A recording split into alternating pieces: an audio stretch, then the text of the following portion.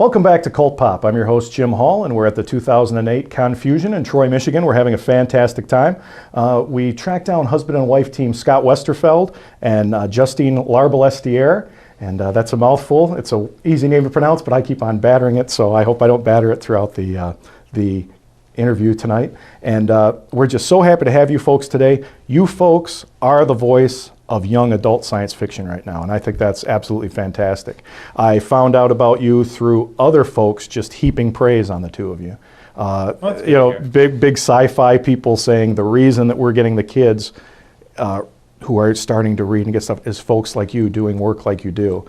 Let's talk a little bit. We're going to go with both and just in and out as you want to. Scott, you've got this trilogy here that started with The Uglies. You sent that off to me, and that's just doing gangbusters. The kids love it. Justine, you've got your Magic's Child and other novels that are just knocked out of the park. They're doing so well. What is it, first of all, and I want you both to comment on it, that made you say instead of just science fiction, you want to focus on the teen market and tell the folks at home what that teen fiction means? Well, young adult literature has become a big, huge boom industry these days. Part of it has to do with Harry Potter. Obviously, that generation of kids start reading a lot more, and they grew up in a world in which, you know, for 2 weeks every 2 years, it is absolutely indispensable to walk around with a giant, you know, fantasy book as big as a brick. You know, you're not cool unless you've read this book. And there's a very, you know, there's a very fanish books. There's a lot of detail. There's a lot of world building, and they tend to turn people into, you know, genre readers, into fantasy readers, science fiction readers, and it's been great to see as those kids get older, they move into our age range, which is what we call YA, young adult, which is sort of 12 to 18. So it's been a booming area, and what I've been, you know, enjoying doing is writing science fiction for those kids, because most of them have read a lot of fantasy and they've seen a lot of science fiction movies, but they haven't necessarily read science fiction yet. And so reading, you know, trying to write something that's accessible and is, and in the case of Uglies, dealing with fairly classic science fictional themes, it's been a real pleasure to see it be a success. Justine, what do you? Yeah, it's J.K. Rowling and the Harry Potter did change everything. I get a lot of kids write to me and say, you know, I read all the Potter books, and then I read Stephenie Meyer, and you know, I'd run out of things to read, and my librarian or my teacher or my, you know, best friend said that I should read you now, and you're now my second favorite writer in the whole world, you know. Yeah, which is, it's wonderful. The kids that age, once they've caught the reading bug, are then looking for more and more stuff to read. So they'll read one of our books, and then, you know, they'll read Scott, discover his wife writes, and then read me, and vice versa. Though Stephenie Meyer is huge right now. I get a lot of kids writing to me and saying that they're reading me because they ran out of Stephenie Meyer. And, you know, and they'll ask, you know, they say, I've run out of your books, who do you think I should read next? And I'll suggest a whole bunch of other people. As you may remember from childhood, kids actually read faster than adults. I mean, you read like 1,000 books a week when you're a kid. You have more time, you have, you know, you're less stressed, and the kids who do read a lot. The other neat thing about kids is that they're very relentlessly networked. They spend a lot of time online, they spend a lot of time texting each other, and they spend a lot of time face-to-face talking about stuff. You know how all kids get the flu in October? It's because they all get... They're all around? Yeah, they go to work, there's a library at work, you know, because they're going to school is what I mean. And there are librarians there who are interested in, you know, keeping them reading. A lot of 12-year-olds don't have to pay for their own books. You know, it's one thing that their parents feel good about buying for them. So they're very empowered and very knowledgeable consumers and very networked with each other. Yeah, they definitely talk about books to each other. So I'll get one kid write to me and say, my friend wrote to you, you know, and I read your books because my friend told me to, and then I'm writing you because you wrote back to my friend. And then it will kind of be this kind of chain effect of, you know, everyone saying, oh, this is a cool writer, I love her books, and she'll answer your emails. They're very excited about that. And it just kind of spreads and spreads. Now, at your website in particular, I noticed a lot of interaction with the fans. At both, there's a lot of interaction, but in sci-fi and fantasy authors in general, I noticed doing a lot of that. But I noticed that you had a lot of interaction, and where it looked like some kids or young adults were writing you in particular, stating some, you know, how much you love that, or I'm moving on to the next book. And I'm just real impressed. When I was young, it was the Hardy Boys and that type of stuff, and then, you know, I loved my Star Wars movies and things like that, and there wasn't, it was like either the big boy stuff or there wasn't, and this kind of stuff, is absolutely wonderful because it's not so much, it's not dummied down, it's fantastic writing, but it talks about these kids and their, somebody asked me to explain what I thought it was, and I said, well, it's like the equivalent of seeing a teen movie or something made with teen stars. It's well written, it's well directed, it's just the age group of the stars or the focus points, the protagonists are teenagers or young adults. I said it's fantastic reading and it's a lot of fun, but that wasn't around when I was young. And is that a lot of the feedback? Do you get parents also? Because I've talked to some parents at this convention who have kids that are read it and say, I love it as much as I love my, the John Scalzi's or Tobias Buckell's or Heinlein or whoever I'm reading today. They love your work just as much. Yeah, I mean, I do think a lot of adults read young adult literature right now.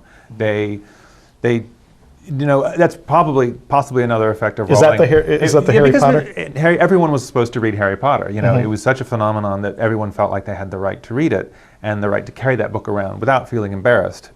Not because it was a fantasy book and not because it was a kid's book. It was okay. And a lot of them said, hey, you know what?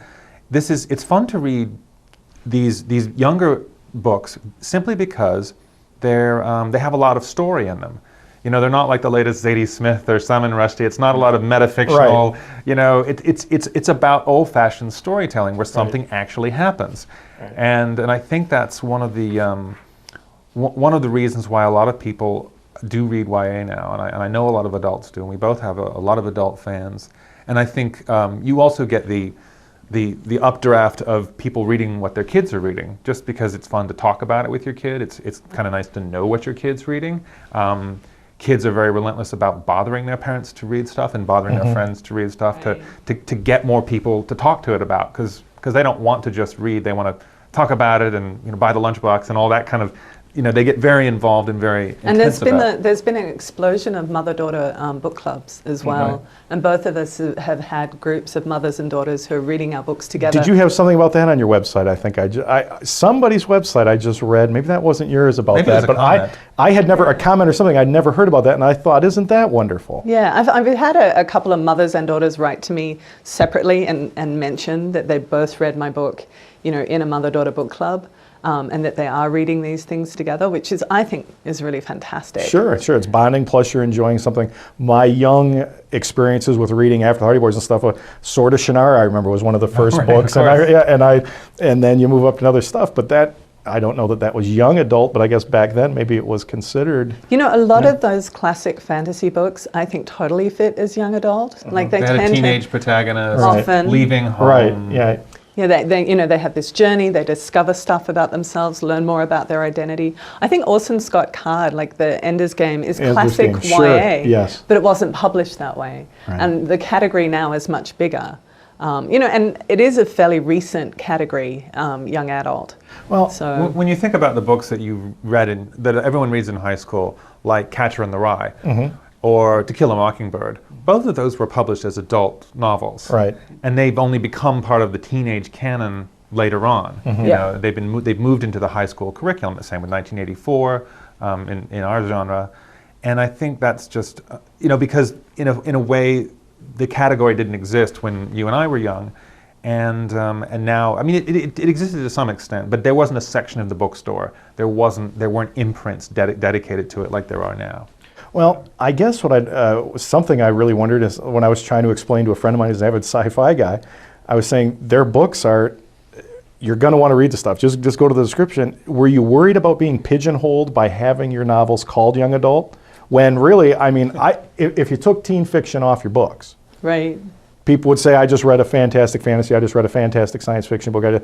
Was there any concern with that, or this is what I read, this is the audience? I actually think it's more freeing to be published as YA. One of the cool things about it as a genre, as a part of the bookshelf, the bookstore where your books are all shelved together. A publishing category. Yeah, is that, my next book is very different to the Magic or Madness trilogy, but it will be shelved in the same place, and I have plans for a realist book that kind of verges into mystery. But my adult friends who write science fiction or fantasy, if they were to write a crime novel, it would be shelved in a completely different part of the I bookshop. understand, so that the fans wouldn't be able to continue. Yeah, Okay, and a lot of writers have a fair amount of pressure from editors and agents to stay in the same genre, to only write fantasy, to only write crime, to only write romance. And we can write romance, crime, historical, fantasy, realist, whatever we want. And not only will it all be shelved together in the young adult section, in the teen section, but also young adults are far more universal readers.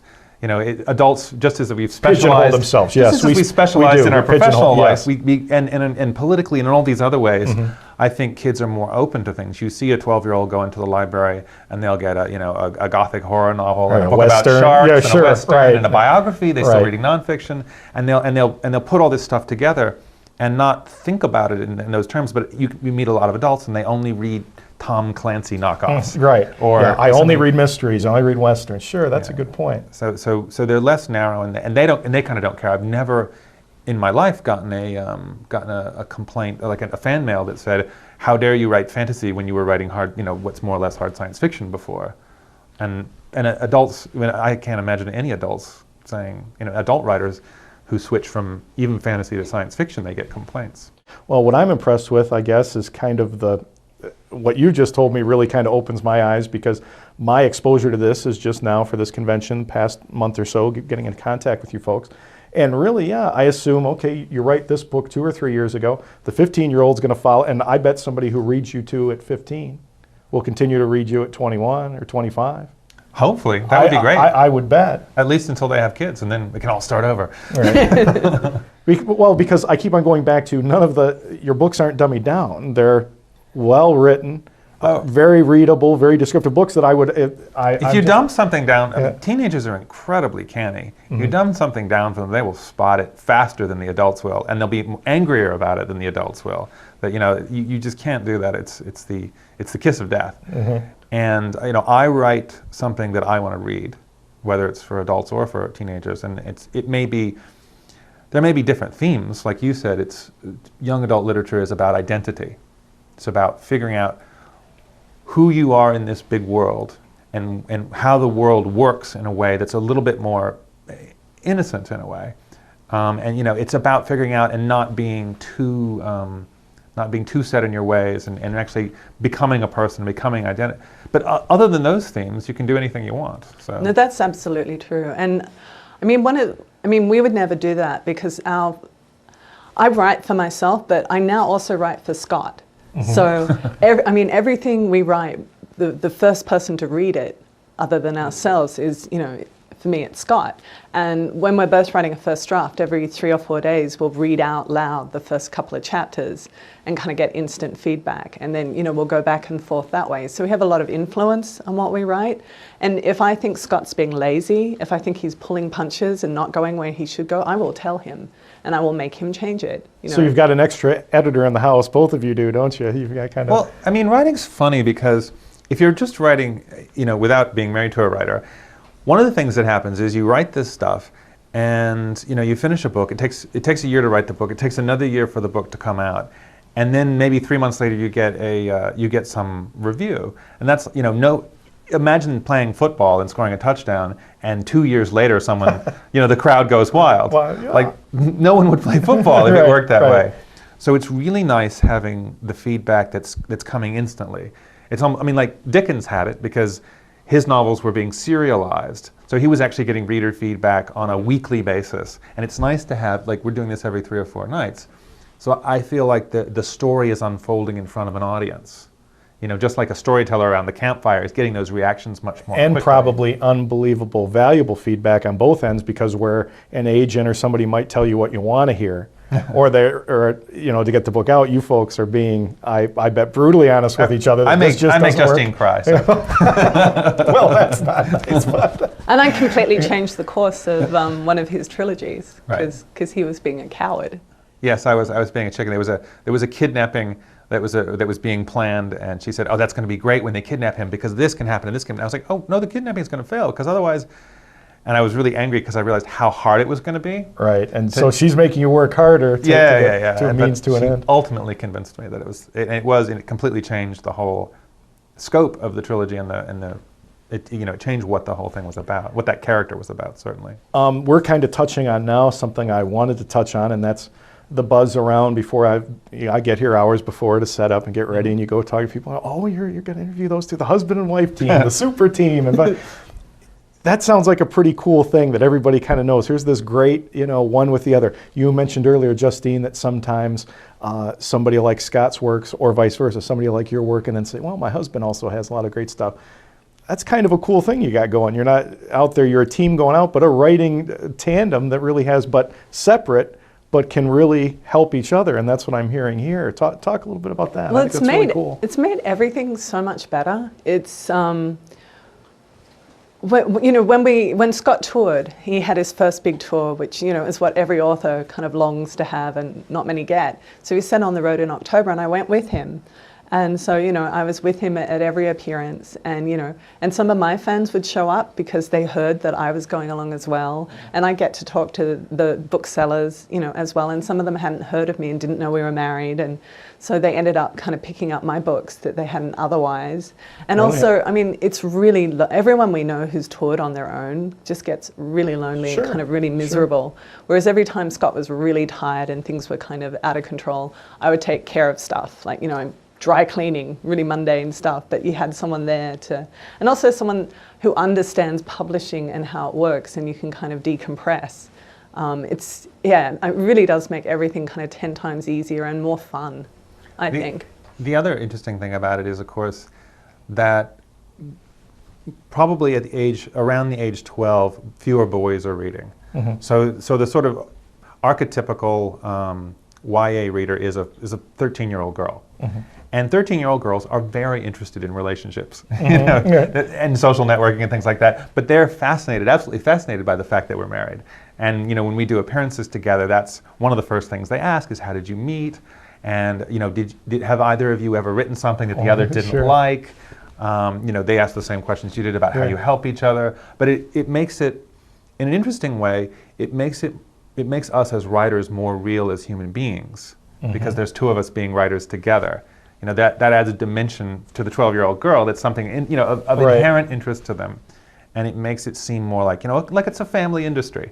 I'm really impressed. I think that's a really cool thing you guys got going, the whole international thing and both. But I'd be remiss if I didn't ask this then. The obvious great dialogue that goes between the two of you, the great thing we're going to hear. Have you thought about working together on a book, or do you think that would ruin the magic of it all? We've certainly thought about it. What are we thinking about now? We haven't really ever sat down and tried it, interestingly enough. We've both been so busy. Like I've had 10 young adult books come out in the last 4 years. And and you've written 3 books, you've written 4 or 5 books in that time, edited a couple of anthologies. So we really haven't had time. But obviously publishers have asked us this. Yeah, they're very keen. They love it. So the publishers love the idea also. Yeah. Huh? Yeah, it would be a lot of fun, but we just haven't had time. So you haven't gotten to the point yet where you've discussed, this genre or this particular idea. Not you haven't gotten really. that far No. yet, huh? If we did it, we'd really like to do it right. We'd like to have the time to, and some people can't write together, so we don't know if we could actually do it or what kind of voice would come out. Like, it mightn't work, so it'd be really scary to sell it and then discover that in fact we can't do that. So yeah, you have a this great team up in it. Sure, I can see where that would be. There's not zero trepidation. There's not a lot, but it's it would be. I would want to have an escape hatch if that's the case, because I'd like to keep the rest of it too. I hope it wasn't a cliched question for you, but it's just No. You guys get along so well. It's obviously, and then the talk about how you feed off of each other. That's interesting to me, and how many people would really have that option. But I could see that where you'd also see a little pressure from that. Well, let's talk individually about what folks can expect down the pipeline from each of you. What's coming up, and what's the big thing you want to say? Hey, yell to the top of your lungs. This is what I've got coming out. Take a look. Okay, after you. Okay, well, my next book is coming out in September. It's with Bloomsbury, and it's called How to Ditch Your Fairy. Okay. It's set in a world where everybody has their own personal fairy, and my protagonist has a parking fairy, but she's 14 years old. She hates cars. But she's basically all her life, her family and family's friends have borrowed her whenever they needed to go somewhere they couldn't get a parking Right, to spot. stay the car and move the make car? sure, yeah. So she hates it. So See, basically, whenever car she's in, no matter if she's in the front seat or the back seat, wherever she is in the car, it will automatically get a parking space, that's free right in front of the place you're going. And her best friend has a clothes shopping ferry. So her best friend, whenever she goes into a store, she can just reach into a rack and pull out something that fits her perfectly, that looks great, and is on sale.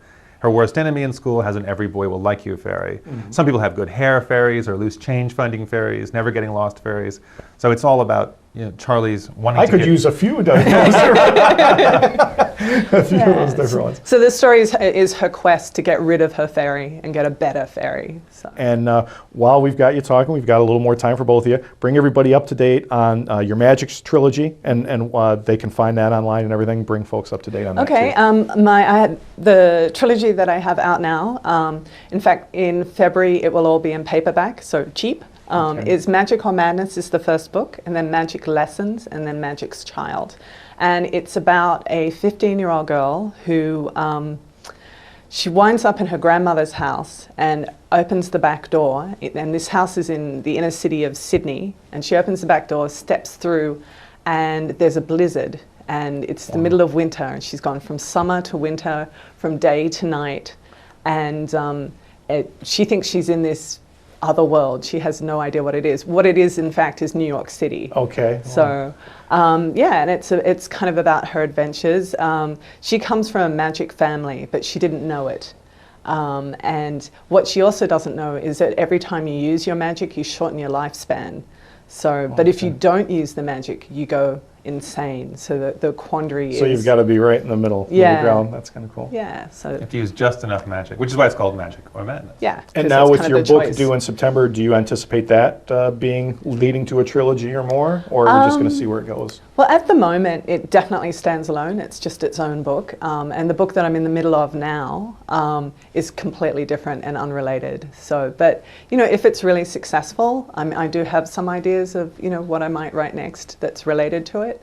But, one of the problems I find, the hardest thing for me in being a writer is figuring out which of the many ideas to go with, because there's always so many things I want. That's what So I had find this asking incredible- about. The voices you must Yeah. hear and what voice you let come out and make it into a book. I'm always Yeah. intrigued by that. Yeah, so the next book is about a liar. And I know you've got a great website, and I always try to remind folks that people will be able to keep up to date on anything you've got going on. It seems like you update that pretty regularly, and you've got a blog. Yeah, I blog. Awesome. I try to blog every day. Okay. I really, really enjoy it. One of the most exciting things about being a writer right now is the immediate feedback from your readers and being able to talk to them directly. And I just think that's an incredible gift, and Okay. I really love it. Yeah, We've I think had that up. It's exciting for the readers too. I mean, it's particularly the readers who are 12 years old. I think it makes, it's like going to the farm and meeting the cow who makes the milk. You're sort of like, Right. to some extent, you're actually thinking of authors as not this sort of faceless, nameless person, it's in the distant world, but there's somebody you can talk to and somebody you can read about and sort of It's get to funny know you a little say better. that. When I started doing the show, dealing with other authors and stuff, I'd go onto the websites. And when I went onto your websites, both of yours, I felt very comfortable. And some people I haven't, if I didn't read their stuff or didn't go to I don't know how well I'm going to get on with these. And I went and read yours, and just, you can get a feel because you see the interaction of the author with their fans. And you can get a feel right there that, all right, most likely this will be just a wonderful situation. I'm looking forward to it. And it seemed like both of you had, I think just in general, I think it's a wonderful thing that has just started in these past 5 or 7 years. When I was a young man, that wasn't out there. And I think that's wonderful that if I loved an author, man or woman, whatever, I didn't know anything about them except what I saw on the dust jacket or what I might be able to filter out of a newspaper or something. Now you can learn about daily lives, interests, things that inspire you, and I think that's wonderful. I think that encourages readers, and I think sometimes a connection, most of the time for the good, is made where somebody says, oh, not only do I like their works, but this is a cool guy, this is a cool lady, this is somebody for a young lady, young men reading the books they can look up to. I'm always impressed by how many of my readers are themselves writers. I mean, certainly when I was 12, I wasn't planning on writing a novel anytime soon. But a lot of these kids do NaNoWriMo, the National Novel Writing Month. Right. And and you know they're 14 and they're saying, oh, I've only got 30,000 words so far, and I'm like, Wow. what happens? I mean, you know, it is amazing to me how many of them not just want to be writers in an I want to be famous way, but they really, it's like they want to know the craft. They want to, they're interested in reading, and that makes them interested inherently in writing.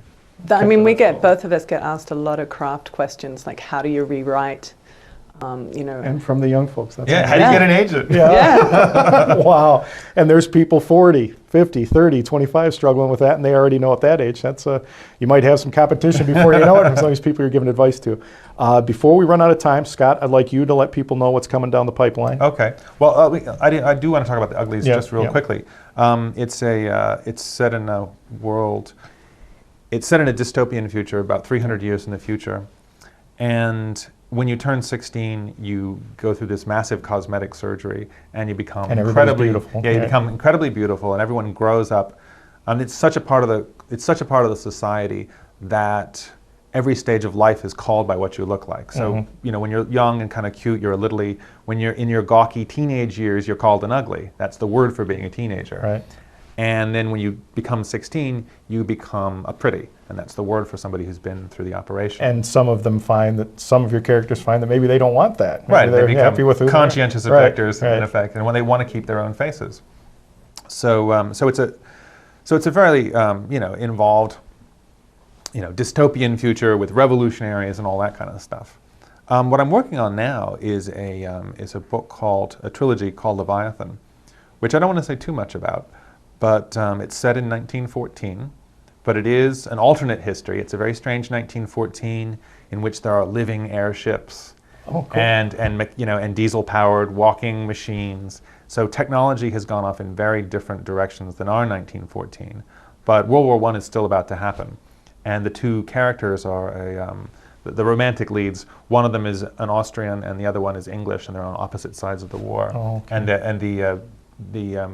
the girl is actually, she's not English, she's Scottish and Welsh, and she's dressed as a boy to serve on one of these giant living airships. So it's the old Mulan plot, and they wind up meeting, and he's a nobleman dressed as a commoner, and she's a you know, a girl dressed as a boy. So there's lots of romantic entanglements and complications. Okay, Scott, I'm going to have to cut you off there, but as I always recommend on the show, visit these folks' websites. All the information updated, but you didn't give me a date when you're looking for that new novel coming out. That will come out, 2009? fall of 2009. Fall 2009. And okay. Justine's comes out fall of 2008, so just in September. Okay, well, it's been an absolute pleasure to Yeah, nice meet to and meet talk you. with both of you. It's been a real Thank lot of you. fun. Folks, I want you to stay tuned for Cult Pop, but before we go, I just remind you always, if you didn't have time, you couldn't write down their websites, you can visit our website, rewatch the episode, and get all the information down, because these folks have some wonderful stuff coming out, great daily interaction on their blog, so stop by. Our website, www.cult-pop.com, and stay tuned, we'll be right back with more Cult Pop.